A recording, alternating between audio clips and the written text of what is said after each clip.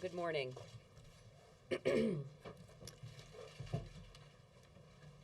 I appreciate very much the President's words about Ambassador Holbrooke. It was a week ago this morning that he and I and members of our team were meeting about this review and the conclusions to be drawn. As many have observed, he was certainly a giant of diplomacy, but he understood how difficult the mission that he'd been given was, and he threw himself into it with every fiber of his larger-than-life being. He was deeply committed to its success, and he and his team, two members of which are with me today, the acting special representative, Frank Ruggiero, who has on-the-ground experience leading one of our civilian teams in Kandahar for a year, and Dan Feltman, who has been another deputy in the operation focusing on our strategy going forward. Both Ambassador Holbrooke and I approached this review keenly aware of where things stood 22 months ago. This administration, I think it's fair to remind us all, inherited an extraordinarily difficult situation. There was no coherent strategy to unify America's efforts in the region. There was no clearly defined mission, and our people, both our military and our civilian forces, lacked the resources they needed to get any progress accomplished. Today, we have a very different story to tell. President Obama announced a strategy a year ago that defined a clear mission and committed the resources needed to accomplish it. Today's review shows that while we face serious challenges, as the President has just outlined, key parts of our strategy are indeed working well. In Pakistan, we have moved beyond a purely transactional relationship dominated by military cooperation. We now have broad engagement on both the civilian and military sides. Through the strategic dialogue that we established last year, Pakistan and the United States have begun a long-term commitment to work together not just on security, but on energy, agriculture, education, health, and other areas that directly affect the daily lives of the Pakistani people. There have been, there will continue to be obstacles and setbacks, but our conclusion is that our partnership is slowly but steadily improving. We have greater cooperation and understanding, and that is yielding tangible results on the ground. In Afghanistan, our surge is not simply military. We have expanded our presence from 320 civilians less than 2 years ago to 1,100 today. Accomplishing our mission requires close cooperation between our civilians, our troops, and our international and Afghan partners. We have worked together to arrest the momentum of the Taliban. Civilians have been particularly instrumental in the progress we've seen in Helmand and Kandahar, and they will be critical in helping us consolidate the gains we've made in the last year as we move toward a transition to Afghan responsibility. Our strategy also recognizes that rebuilding Afghanistan is a global commitment. The ISAF coalition continues to grow. Today it stands at 49 countries. NATO and our partners, including the many OIC, the Organization of Islamic Countries, that have recently joined the International Contact Group, know that helping the Afghan people and standing up against violent extremism is essential for the region and the world. This alignment of our international effort was on full display at the NATO summit in Lisbon last month, where the coalition committed to a long-term partnership with Afghanistan while laying out a plan for the Afghan government to take responsibility for its own security. The transition will begin in 2011 and conclude in 2014. Now, of course, we are clear-eyed about the way ahead. The review emphasized the need for a political process in Afghanistan, including reconciliation and expanded regional and international diplomacy.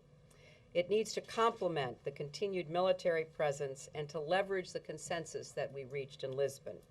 In Pakistan, it will be important to keep making progress in eliminating sanctuaries for extremists, and we must continue to close the gap between Kabul and Islamabad.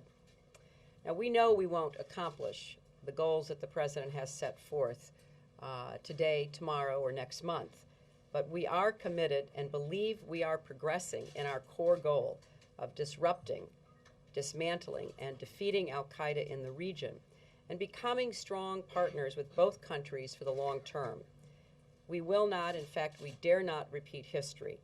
We will continue to support the people of Afghanistan and Pakistan as they work to build their future, one that is secure, prosperous, and free, and does not pose a threat to the people of the United States. Right. I'd also like to add my condolences to the Holbrook family. Richard was a tireless advocate for peace, a dedicated public servant, and an old friend. And we at the Department of Defense will miss him. I just returned a week ago from another trip to Afghanistan where I saw firsthand our efforts across the country and met with troops and commanders on the ground. I saw personally how international and Afghan forces have halted Taliban momentum throughout the country and are reversing it in their traditional strongholds of Kandahar and Helmand. The sense of progress among those closest to the fight is palpable. In my last visit, last week with troops at a forward operating base near Kandahar, I met with our brave young men and women and their Afghan Army partners who have taken new territory, cleared it, secured it, and held it, and who are now in the process of linking their newly established zone of security with those in Helmand province. As we expected and warned, U.S., coalition, and Afghan forces are suffering more casualties as we push into these areas long controlled by the Taliban. Fighting in the east, where I saw how our troops are focused on disrupting Taliban insurgents and preventing them from gaining access to population centers, has also picked up.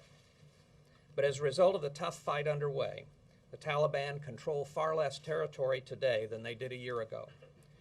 The bottom line is that the military progress made in just the past 3 to 4 months, since the last of the additional 30,000 U.S. troops arrived, has exceeded my expectations. Central to these efforts has been the growth of the Afghan security forces in both size and capability, and they are ahead of schedule. More than 65,000 new recruits have joined the fight this year, and virtually all of them are now rifle qualified, as opposed to only a third of them in November of 2009. Afghan troops are already responsible for security in Kabul and are increasingly taking the lead in Kandahar, where they make up more than 60% of the fighting forces. They are performing well in partnership with coalition troops and will continue to improve with the right training, equipment, and support. The growth of local security initiatives is helping communities protect themselves against the Taliban while denying insurgents sanctuary and freedom of movement. At the same time, Pakistan has committed over 140,000 troops to operations in extremist safe havens along the border in coordination with Afghan and coalition forces on the Afghan side. Though we believe the Pakistanis can and must do more to shut down the flow of insurgents across the border, it is important to remember that these kinds of military operations in the tribal areas would have been considered unthinkable just 2 years ago. And the Pakistani military has simultaneously been contending with the historic flooding that has devastated much of the country. While our progress in Afghanistan, as both the President and Secretary Clinton have said, is fragile and reversible, I believe that we will be able to achieve the key goals laid out by the President last year and further embraced by other NATO heads of state in Lisbon. That is, for Afghan forces to begin taking the security lead in the coming year, and for the Afghan government to assume security responsibility countrywide by the end of 2014. This process has already begun in places like Kabul and will accelerate in the spring and summer of 2011. The transition will spread nationwide over time. It will be gradual, and it will be based on conditions on the ground. I'd like to close with a special word of thanks and holiday greetings to our troops and their families, and especially to those who are serving in Afghanistan. It is their sacrifice that has made this progress possible. I regret that we will be asking more of them in the months and years to come. Mr. Kuhn? Thank you, Robert. A two-part question for Secretary Gates, Secretary Clinton, General Cartwright, and if I may follow up with you on a separate matter. That covers it. The key phrase is gains that are fragile and reversible. And wondering, I think that the American public would like to know, is it fair to assume or conclude that the bulk of the 100,000 troops there will be there for a long haul, and that that the withdrawal that begins in July will be quite gradual, lower than modest, and so when and for how long will the bulk of the troops be there? Well, first of all, the key to our success and to the completion of the transition of security responsibility in 2014 is the continued expansion of the Afghan National Security Forces. And I think the expectation on the part of both ourselves and our partners in the coalition is that as the Afghans increase their capability, then we can move to more challenging parts of the country, and at the same time, all of us begin drawing down our forces again based on conditions on the ground. But just as the Afghans are already in control of security in the Kabul area, and as I mentioned, are taking the lead in the Kandahar area, this is really the path out for everybody. Is the whole idea in the military strategy is to halt the momentum of the Taliban, reverse it, degrade their capabilities, and deny them control of major population centers. At the same time, you build the capacity of the Afghan National Security Forces to take on a degraded Taliban. In terms of when the troops come out, the President has made clear it'll be conditions-based. In terms of what that line looks like beyond July 2011, I think the answer is we don't know at this point. But the hope is that as we progress, that those drawdowns will be able to accelerate. The conditions based right now indicate a commitment of well into 2013, well into what does it tell you based on one of the metrics that we're looking at is the importance of continually testing whether we're achieving our goals by whether we are able to transition to Afghan authority within a period of 18 to 24 months of arriving in a particular area. And for example, the campaign in Marja has taken longer and been more difficult than we anticipated. But the reality is we have made significant progress at this point. And if you look at Marja in terms of next summer, so 6 months from now, we think we're going to be in a pretty good place in Marja, and we'll be able. Our troops already have thinned out in Marja itself, and are moving to other areas beyond Marja. So this is going to be a process that goes on, and we'll be evaluating it on a continuing basis. Can you win this if militants continue to have free passage into Pakistan, find safe haven there? Can you crack down in a stronger way with the Pakistani government to crack down on the safe haven? Well, first of all, they don't have a free pass at this point. There are a lot of, as we say in our building, kinetic actions taking place along that border.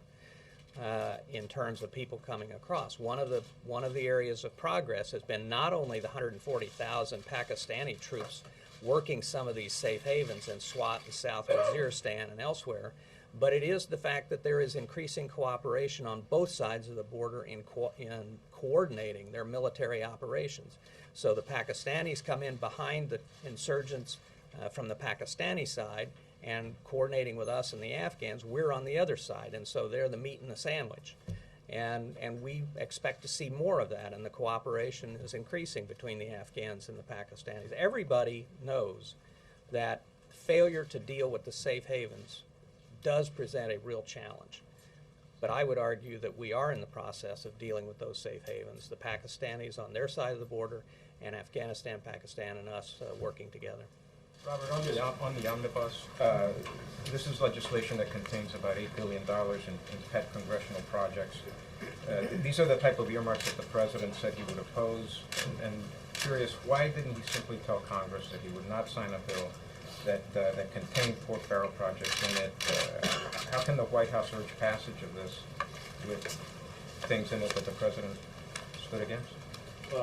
Jim, I want to go to Secretary Gates on this because I know they've had conversations about this, and then I'll come back to this in particular. I don't much like the earmarks either. I consider the second engine the poster child of earmarks. But what I have to look at is the alternative to the omnibus. A year-long continuing resolution would be a gigantic problem for the Department of Defense. First of all, it's a $19 billion cut in the budget, already a third of the way through or a fourth of the way through the fiscal year. We have very little flexibility to move money around the Pentagon budget without getting congressional approval for reprogrammings, which is always a complicated and time-consuming process. We have no flexibility in starting any new programs, such as funding for Cyber Command. So a year-long continuing resolution, as far as I'm concerned, for the Department of Defense is the worst of all possible worlds. The omnibus is not great, but it beats a year-long continuing resolution. And Jim, I would just add to this. The president would strongly prefer a piece of legislation that doesn't contain any of those earmarks. But as you heard Secretary Gates tell you, he's told you all exactly what he's told the president over the course of the last several meetings about the importance of this to the flexibility of his department and also to Secretary Clinton's department. Yes, sir. I have a question for Secretary Clinton and one for Secretary Gates. Secretary Clinton, in a new ABC News Washington Post poll, 60% of the American people say the war in Afghanistan is not worth fighting anymore. That's a high. Considering that the U.S. withdrawal date is not until 2014, how can the Obama administration continue to wage this war with so little public support? And then I'll have, I guess after she answers that, I'll ask Secretary Gates. Well, first, Jake, I think it's important to remember, as the President reminded us once again, why we're fighting this war. We all understand the stresses that this war causes, first and foremost, on the men and women of the military and our civilian forces who are there and their families, and we certainly understand the budgetary demands that are called for. But it is our assessment, backed up by 49 other nations that are also committing their troops, their civilians, their taxpayer dollars, that this is critical to our national security. Obviously, if we had concluded otherwise, we would have made different decisions. But having inherited what we did and having spent an intensive period of time in 2009 reviewing every possible approach and frankly listening to quite contrasting points of view about the way forward, the President and we agreed that this was a commitment that we had to not only continue, but we had to adopt a new strategy, we had to resource it more, and we had to pursue it. And the diagnostic review that we have just undertaken, that we've described to you, has concluded that we are making gains on that strategy. I'm well aware of the popular concern, and I understand it, but I don't think leaders, and certainly this president will not, make decisions that are matters of life and death and the future security of our nation based on polling. That would not be something that you will see him or any of us deciding. We're trying to do the very best we can with the leadership that we've all been entrusted with to avoid making the mistakes that were made in previous years, where we did not develop the kind of relationship and understanding and coordination with either Afghanistan or Pakistan that would enable us to have a better way of interacting with them and perhaps preventing some of what came to pass, and where, frankly, we walked away at some critical moments in the last 25, 30 years that created conditions that we had a hand in, unfortunately, contributing to. So I think it's understandable, and I'm very respectful of the feelings of the American people. But the question I would ask is, how do you feel about a continuing American commitment that is aimed at protecting you and your family now and into the future? Because that's the question that we've asked, and this is how we've answered it. Secretary Gates, I was wondering if you could comment on reports from our reporters in Afghanistan. First of all, that conditions in the west and the north of Afghanistan are actually worse now than they were a year ago, as the U.S. is focused on the south. And also the fact that even in Kandahar, which is cited in this report as a place where there has been some success, 2/3 of the municipal jobs there are unfilled because the local population is afraid to join the government. They're afraid of the repercussions, and that's an area that you're citing as a success. I was wondering if you could comment on that. First of all, let me just add to Secretary Clinton's response to you that I think if you look at polling in almost all of our 49 coalition partners' countries, public opinion is in doubt. Public opinion would be majority, in terms of majority, against their participation. I would just say that it's obviously the responsibility of leaders to pay attention to public opinion, but at the end of the day, their responsibility is to look out for the public interest and to look to the long term. What I would say is that one of the, first of all, the security gains, what I was talking about in my remarks really had to do with the security gains in terms of clearing the Taliban out of areas that they've controlled for years. And what we're seeing is as the security environment improves in places like Nawa and places like Marja and so on, more people are willing to sign up. But there's a lag time, and General Petraeus has briefed this in terms of the lag between greater violence, greater military success, and then the quality of governance and having people come in behind. This is something that we're focused on. Ambassador Eikenberry is focused on it. We are all focused on it, Secretary Clinton obviously, in terms of doing what we can to increase the number of Afghans who can come in behind our security forces to provide the circumstances for governance. There's no doubt that the Taliban has a very targeted assassination program against people who are working with the coalition and people who are associated with the Afghan government, even at local levels. But as we deny them safe havens within Afghanistan, their ability to carry out these kind of terrorist acts will be diminished. And that's why we talk in terms of 18 to 24 months. Okay. Are you worried about the perception that you're sugarcoating this with the review and the talk of progress? And also, if you could also talk about START a little bit and where you think the state of play is on that, would be great. I think we've been very conscientious all along in terms of trying to be realistic about the prospects. And I think that those of you who have listened to General Petraeus's briefings, those of you who have talked to us, I hope see that we've tried to be realistic in terms of identifying the challenges as well as the successes. The challenges clearly are governance issues, civilian capacity, the Pakistani safe havens, but what the main purpose of this review was for us to identify those areas where we think we have concerns, where we're not progressing as fast as we would like to be, so that we can focus on those in the months to come. The whole purpose of this review was not to relitigate the entire strategy, but rather to say, how's it going? And where is it going as well or better than we like, but where is it not? And then so we can focus our attention and our resources on addressing those shortcomings. I think if you start from the context that we inherited 2 years ago, you can understand why we think, on the one hand, we're making progress, and on the other hand, we have a long way to go.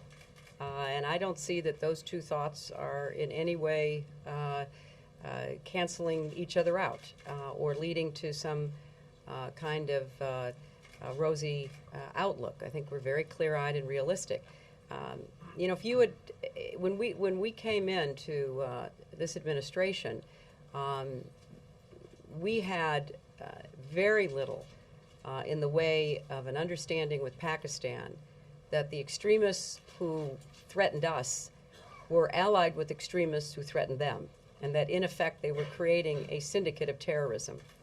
And in fact, when we came into office, the Pakistanis had agreed to an ill-conceived peace agreement with the Pakistani Taliban that was consistently and persistently expanding their territorial reach. And we pointed out firmly that this was not a strategy that would work for them. And in fact, we had very strong objections to it because it would provide greater and greater territory for Al-Qaeda and their allies to operate in. So what happened? The Pakistanis took an entirely different approach. They moved, 140,000 troops off the Indian border. They waged an ongoing conflict against their enemies, who happen also to be the allies of our enemies. They began to recognize what we see as a mortal threat to Pakistan's long-term sovereignty and authority. That was not something that was predicted 2 years ago that they would do. They've done it. They've also maintained a civilian government against great odds, and something that has provided more legitimacy to our interactions with them, and we have started what has turned out to be a quite effective, robust strategic dialogue with them, engaging the whole of their government with ours. We also have helped to broker better relations between Pakistan and Afghanistan, and played a major role in bringing about the signing of something called the Transit Trade Agreement, which they had been trying to agree to since 1963. So we have a long list of things that we believe are creating a better context in which we are waging this struggle against Al-Qaeda and their extremist allies. But, you know, those kinds of things rarely get the sort of continuing attention that we pay to them, because we see them as building blocks, not just as one-off events. And there's much more. So in addition to Bob's point, I don't think you will find any rosy scenario people in the leadership of this administration, starting with the president. This has been a very, very hard-nosed review. On START, we were encouraged by the vote yesterday to proceed to START. We have good reason to believe that there is a growing willingness on the Republican side to look at the merits of this treaty, to understand what it means to not only American security, but the continuing effort to create the relationship with Russia that has brought us a lot of benefits in the last 2 years, including agreements for transiting Russia to resupply our troops.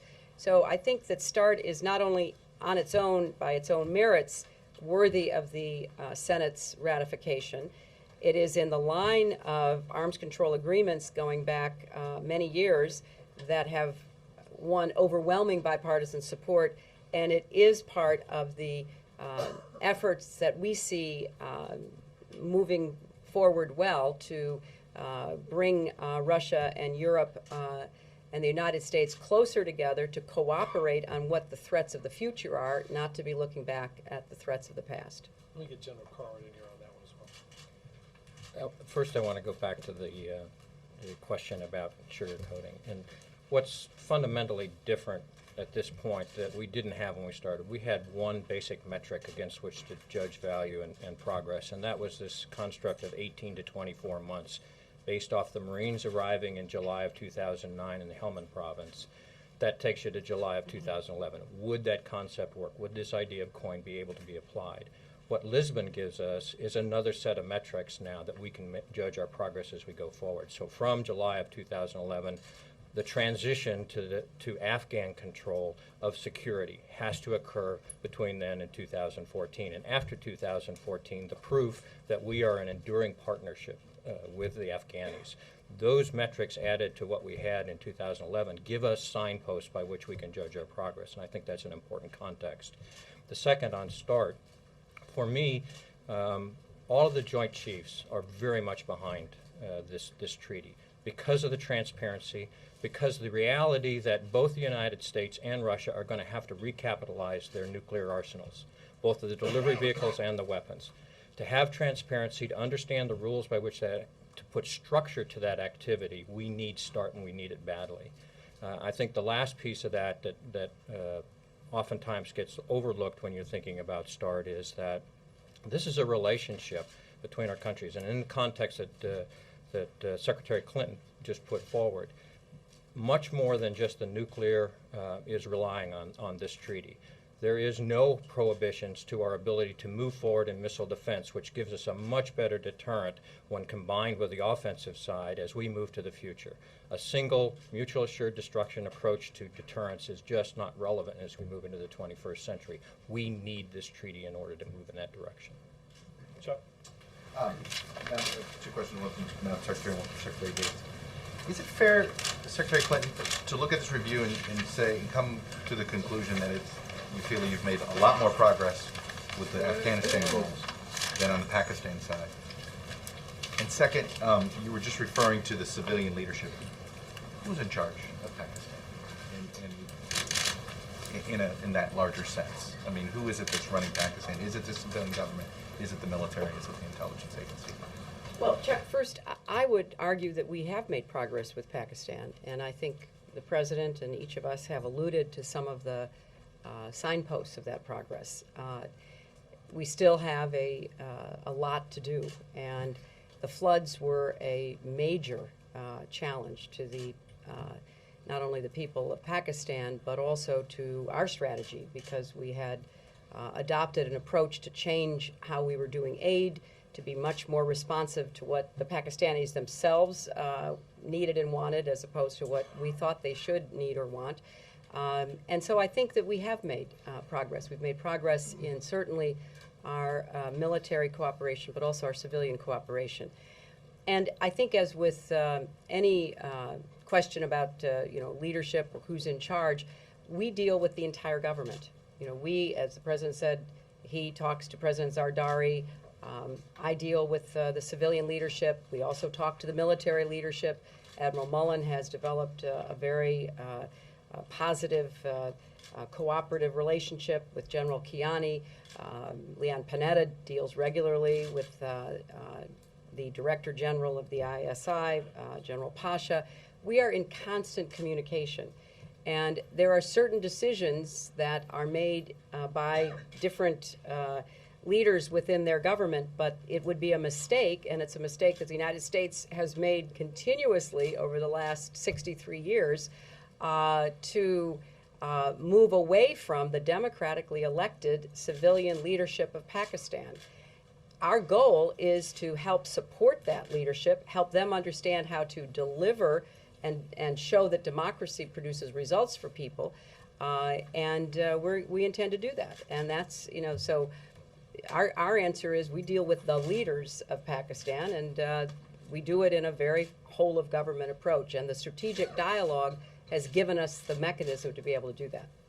Secretary Gates, are you surprised at how hard has your relationship with Senate Republicans, have you just noticed this change just simply because you work for a different administration? Are you surprised at how hard it's been for you to get a budget, how hard it's been for you to get START? And I know you've been involved in a lot of those lobbying efforts. Can you just describe how your relationship with Senate Republicans has changed going from one administration to another?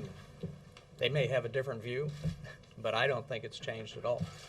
I mean, these things have always been hard. They were hard in the last Do administration. you think you'd be getting your defense budget if this were a Republican administration? I think that they would be wrapped around the axle on a lot of the same issues they're tied up with now. I don't think it's a partisan issue. Actually, the defense budget and the defense authorization bill for a long time has not really been a partisan issue. It's had as many Democrats supporting both, along with Republicans. So I've had the advantage in that I think certainly both the Armed Services Committees and the Appropriations Committees that I deal with, kind of across the political spectrum, are, first of all, very supportive of the military, very supportive of the Department of Defense, and I feel like I've had a great relationship with them. I would like to add one comment on the strategic dialogue, just to reinforce Secretary Clinton's point. When we have these strategic dialogue meetings that include Secretary Clinton and myself, and did include Ambassador Holbrooke and Chairman Mullen, our counterparts in these very small, very private meetings are not just General Kiani. It's the defense minister, it's the finance minister, it's the foreign minister. So it is, in fact, in reality, a whole of government approach with these guys. Quickly on START, I just want to follow up. Do you feel like that got politicized? Do you feel like it's getting politicized? I think that there were some genuine concerns on the Hill, particularly on the Republican side, but not exclusively on the Republican side, about the modernization of our nuclear enterprise and a reluctance to go forward on START without the assurance that the resources would be made available to be able to carry out the modernization programs that General Cartwright talked about. I think there were some misunderstandings, frankly, on missile defense. I hope that the testimony of the Joint Chiefs, and especially General Cartwright, who's expert in this area, and perhaps me to a lesser extent, have provided reassurance to people that this treaty in no way limits anything we have in mind or want to do on missile defense. So I think that there were some legitimate concerns, but frankly, I think they've been addressed. You remember the Christmas Day attempted attack, and I'm wondering if any of you can comment on how serious the threat picture is heading into this Christmas season. Who wants that one? I think that goes to you, Robert. Yeah, I will.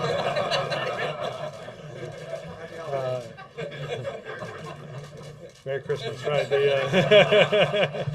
No, look, look. Obviously, and this is true in the counterterrorism meetings that the president has and the president's daily briefing. Obviously,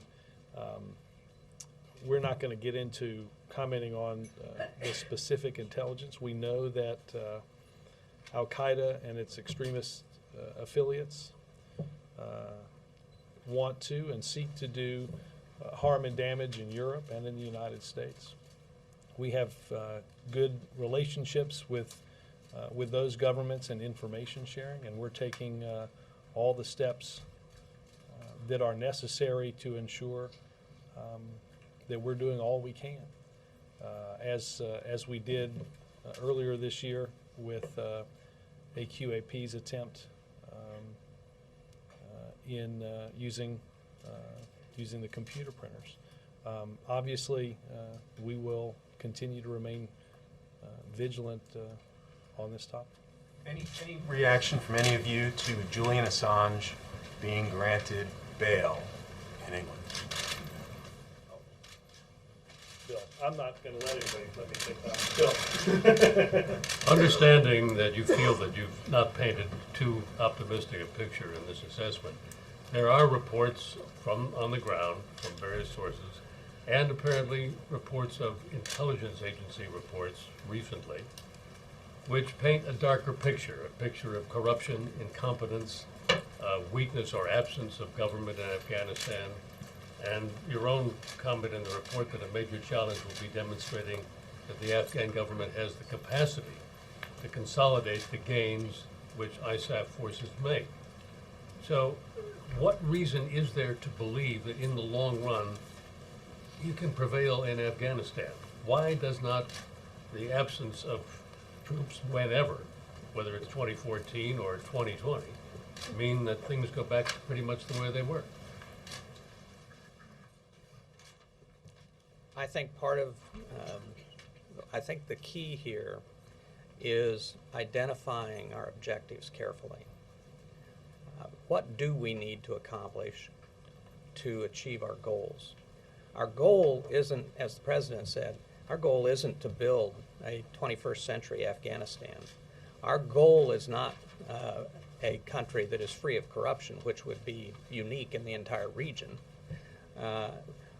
Our goal is what is necessary, in my view. Our goal is what do we need to do, along with our partners and the Afghans, to turn back the Taliban's military and violent capabilities to the degree that the Afghan government forces can deal with them, and to provide some minimal capability at the local, district, and provincial level for security, for dispute resolution, for perhaps a clinic within an hour's walk. What we are trying to work our way toward is what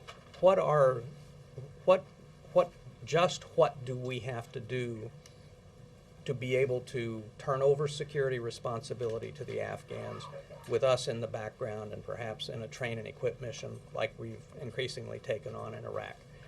And I think one of the things that the administration has done, and frankly, one of the benefits of the protracted review a year ago and the review that we've just been through, is keeping us focused on not getting too ambitious, in not setting goals that we can't achieve, and trying to have a minimalist approach that focuses on Al-Qaeda and on the Taliban and on Afghan capabilities, both military and civilian. The civilian piece is a challenge. There's no question about it. But we've got 1,100 U.S. civilians. We have thousands of partner civilians in Afghanistan working to help provide that capital. And I would say it's important to have it not just in the central government in Kabul, but to have it at some minimal level also at the local, district, provincial level. And one of the virtues of the local police initiatives that we're seeing, the local security initiatives, is that they are empowered by the local tribal elders, or the shuras. And so they're taking leadership of this. And as far as I'm concerned, if that can provide security for that village or that area, we've accomplished our objective. You're confident that it can? Yes, I am. Scott? Thank you. It's possible to read the overview assessment that we all received and draw a conclusion that the clearest statements of success on the President's primary goal of defeating Al-Qaeda came in counterterrorism operations. I'm thinking of the second paragraph of the assessment says, most important, Al-Qaeda's senior leadership in Pakistan is weaker and under more sustained pressure than any point since it fled Afghanistan in 2001. That same paragraph ends with the fact that U.S. troops are arresting Taliban momentum, but quickly adds that those gains are fragile and possibly reversible. My question is, and I know Secretary Gates said this wasn't a time to relitigate the debate of last year, but if the goals are being achieved, those main goals with counterterrorism operations, that don't involve the troop surge, don't involve the heavy footprint of the counterinsurgency strategy, will that dictate the direction after July 2011, the pace of withdrawal and the strategy ahead? Well, first, I'll start, and then Secretary Gates and General Cartwright can come in. This is by necessity an overview. Certainly, from our perspective, what you call counterterrorism successes are part of the overall effort and cannot be separated out. That was one of the very vigorous discussions that we had in the review of '09. And I think General Cartwright and Secretary Gates can add to this, but it's hard to separate out what is necessary on the ground in order to support counterterrorism efforts and to say that you can do one without the other. So I would caution that conclusion because I think it's much more complex than just the shorthand overview. I think also that you have to look at that integrated strategy. It is a balance, and that balance is something that the commander on the ground is constantly adjusting. And we have seen increases in our focus on counterterrorism at times when maneuver forces or forces that came from sanctuary came in, whether they be Taliban or Al-Qaeda, to be able to get at them, to stop them, to thwart them, to reduce their ability to plan. And it's not just in Afghanistan, it has to be in Pakistan and Afghanistan. We have the advantage in Afghanistan of having boots on the ground so that we can actually defeat rather than just disrupt.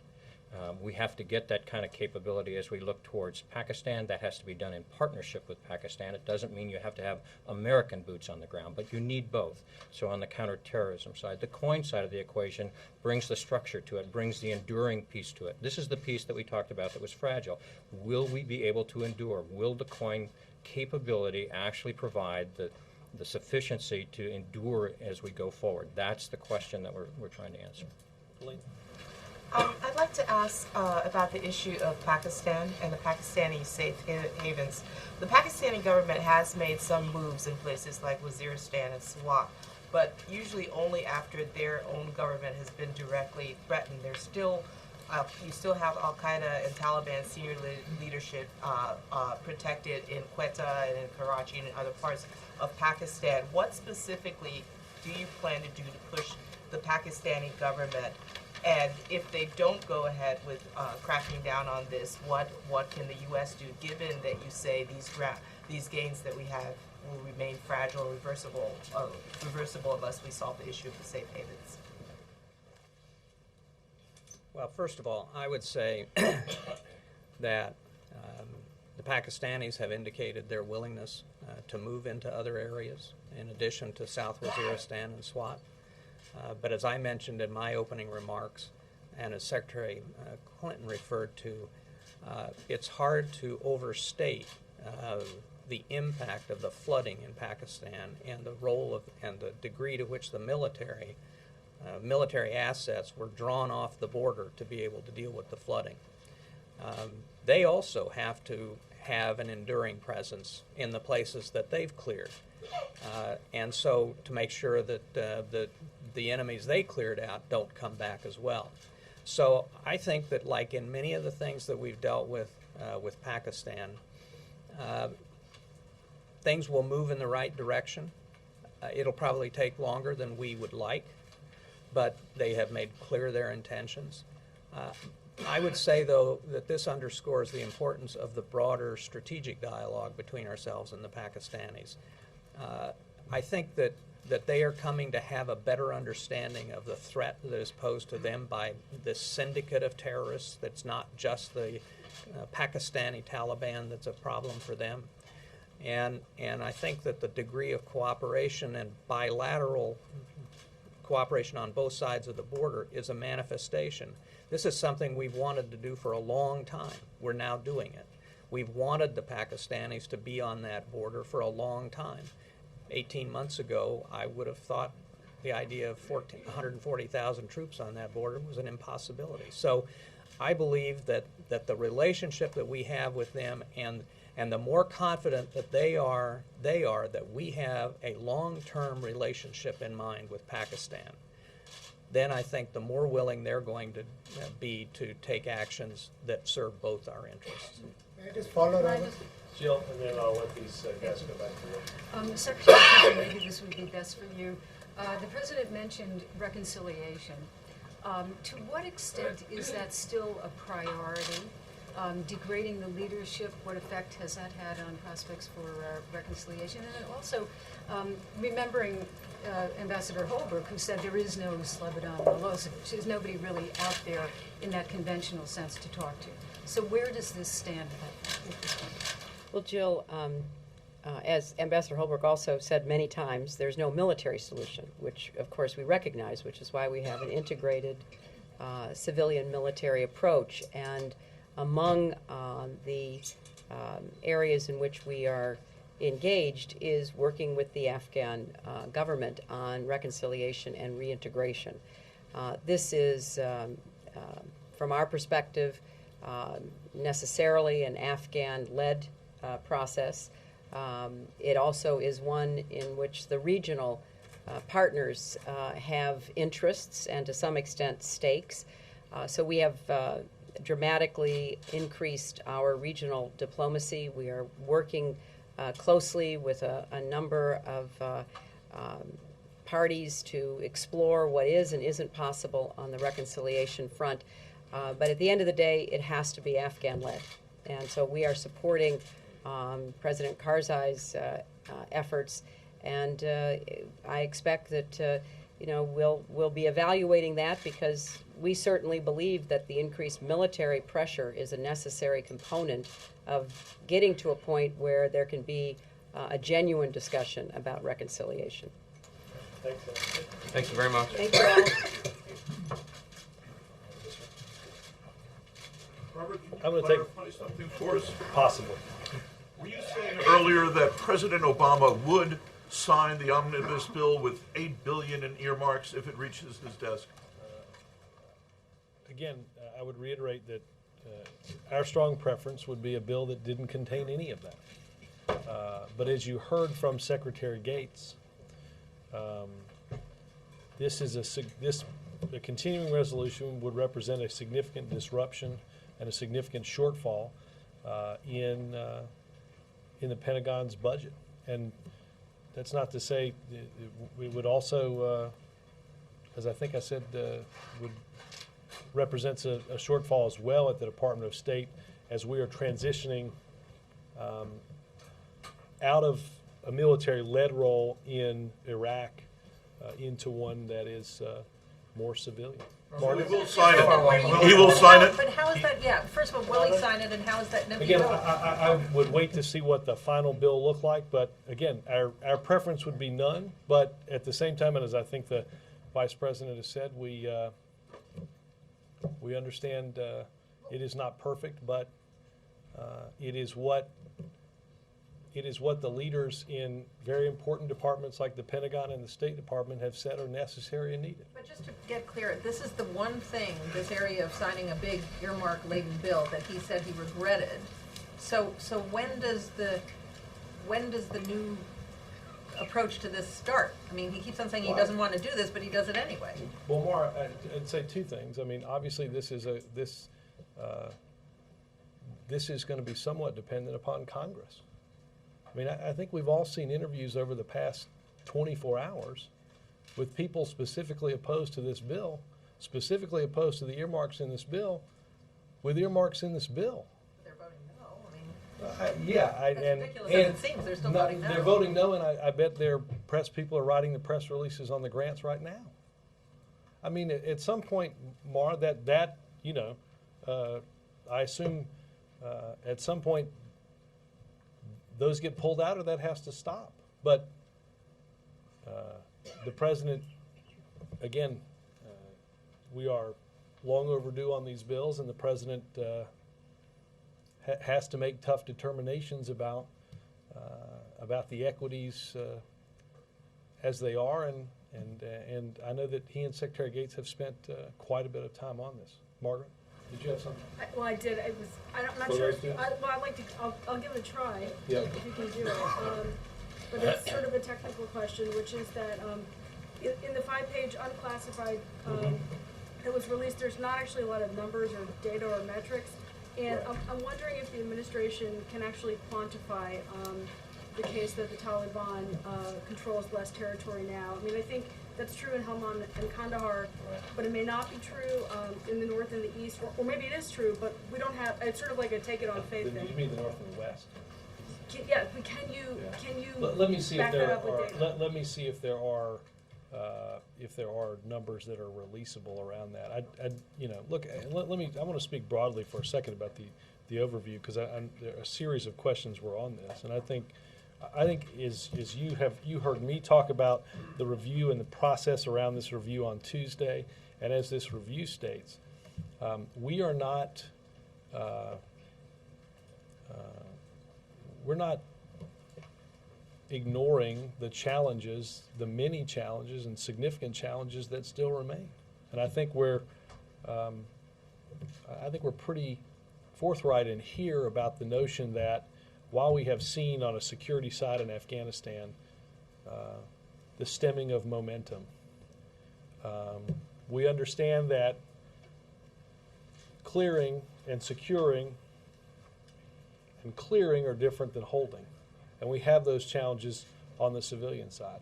We mentioned the progress that has been made in, and as you heard both the secretaries talk about, 140,000 Pakistani troops who understand the threat as they didn't 18 or 20 months ago. But we still have challenges with, and they've been mentioned in here, not just the safe havens in the federally administered tribal areas, but in other portions of the country. So I think we are,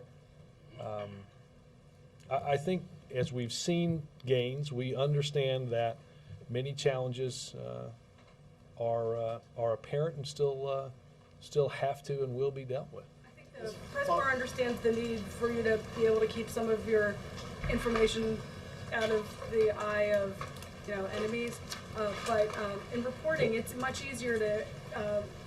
It's much easier. It would be easier for us to write a story if we had data to back up the claims. No, I will say this, Margaret. I think there. I will check on what metrics. I think and you all have some very good reporters in the region. I think they back up that statement. I feel enormously confident of that. Carrie? Yeah, Thanks, Robert.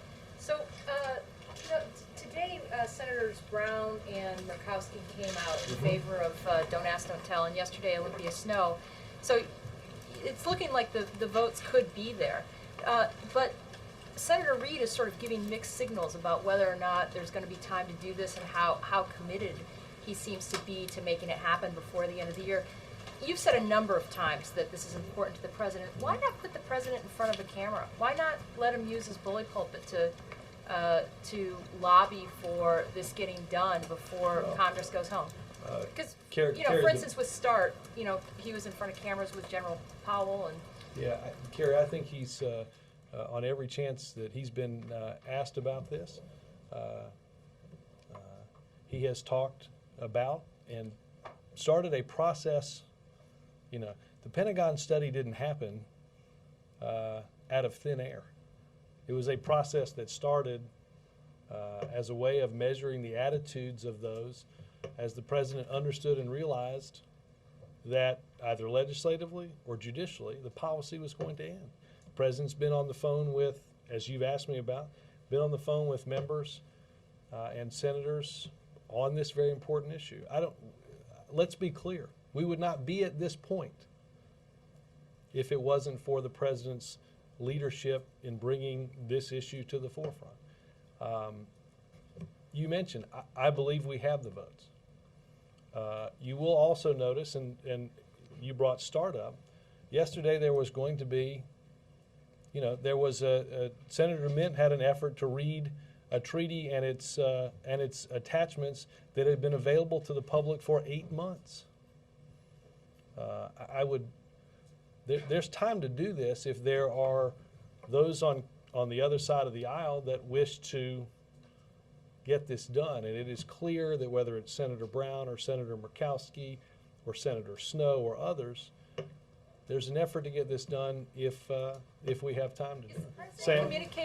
Is the president communicating with Senator Reid on that? I mean, they talk regularly. Sam. Thanks, Robert. Largely absent from the discussion today and the review is the question of President Karzai and whether he can or will be the partner the president needs him to be for the strategies to succeed. Was that included in the president's review? What conclusions were drawn? Well, Sam, I don't I think when we're talking about civilian capacity, and I think it's important, you heard what Secretary Gates said. There's governance at a national, and then there's governance at a subnational, provincial, district, and local level, all of which we have challenges on. President Obama talked with President Karzai last evening, and we continue to work with our partners to see progress. I think, though, that relationship seems to have gotten more strained or just stranger in the last year, and I'm curious what the hope is going forward. I mean, is that one of the realistic challenges that the White House, that the president's facing? What is one of the realistic? Getting Karzai to be the partner that the president needs to be. There are civilian capacity at a number of different levels is most definitely, as the report is clear on, is most assuredly one of the challenges.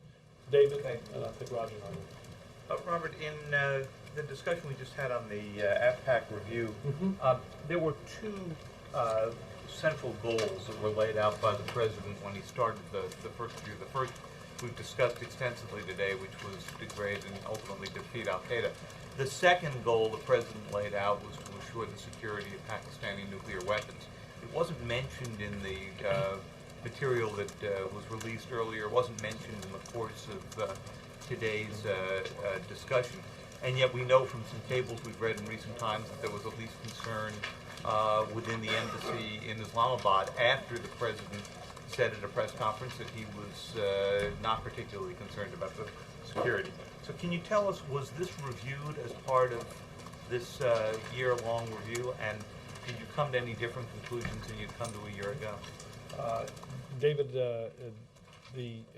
our full relationship with Pakistan was part of this National Security Staff 2-month led review, and for a lot of intelligence reasons, I'm not going to get into to its conclusions. Rodney? Yeah, I just had a sort of a clarifying question. The president said he wanted to visit Pakistan next year.